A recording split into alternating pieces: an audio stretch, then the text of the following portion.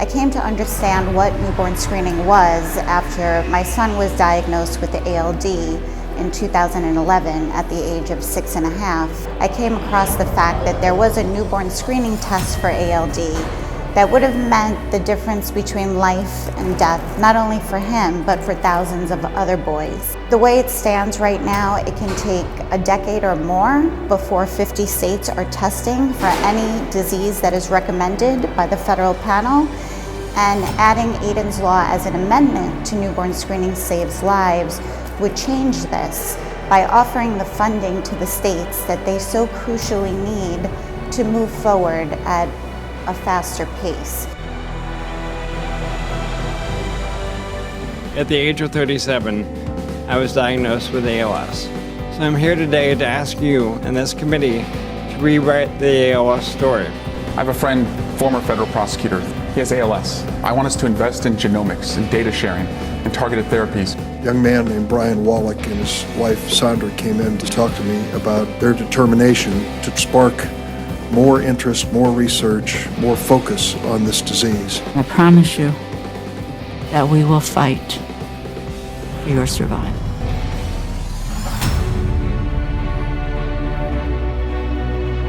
My personal motto through everything that I've done is these years are just the prologue. I had a 5K run at my middle school and I raised about $10,000 in like t-shirt sales and bracelet sales and just donations from people who were like so kind and so open-minded.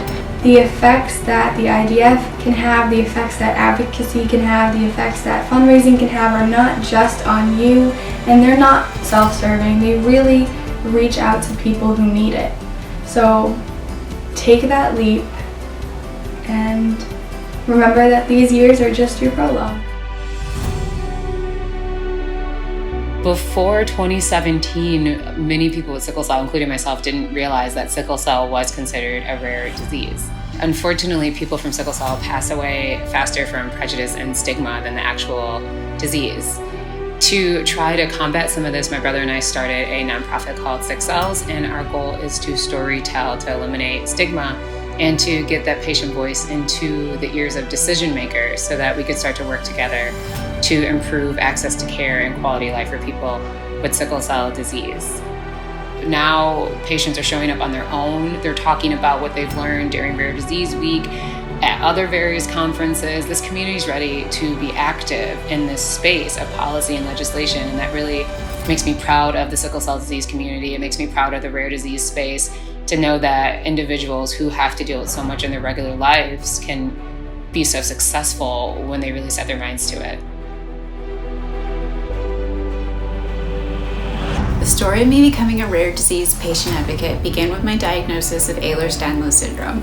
It was at that time that I made my best friend, Kelly Seltzer-Doyle. She was an incredible champion of patient rights and advocate of Ehlers-Danlos syndrome herself.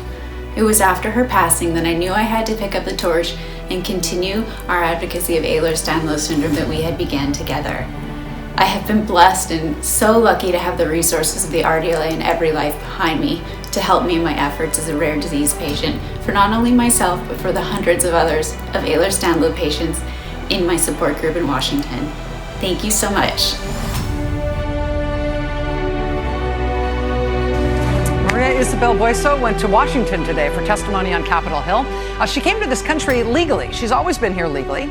She came to this country at the age of 7 when she was recruited to come here. She was invited to come here by American medical researchers who needed her help in their efforts to try to develop a life-saving treatment for the rare illness that she was born with.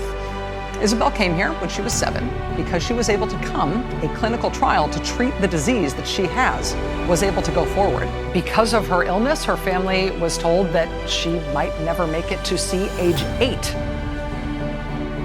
Isabel is now 24 years old.